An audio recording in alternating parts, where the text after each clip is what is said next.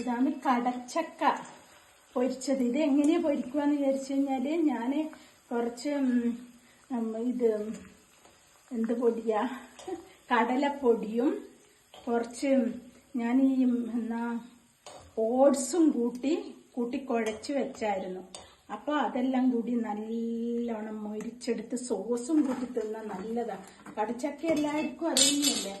അപ്പോൾ ഇത് ഇങ്ങനെയാണ് ആക്കിയെടുത്തിരിക്കുന്നത്. ഇത് ഓട്സ് നല്ല ടേസ്റ്റാണ്. ഇത് സോസും കൂട്ടി തിന്നുമ്പോൾ ഈ എന്നാ പറയണ്ടേ, കോഴി ഇറച്ചി പൊരിച്ച് തിന്നുന്ന പോലെയുണ്ട്. നല്ല ടേസ്റ്റാണ്.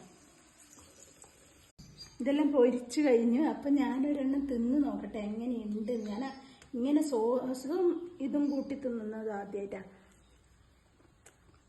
നല്ലതാണ്, നല്ല ടേസ്റ്റ് ഉണ്ട്. ഒരു 4 മണിക്ക് ഇങ്ങനെയൊരു ഇത് കടച്ചക്ക കറി വെക്കുന്നതിനെക്കാട്ടിലും നല്ലതാണ്.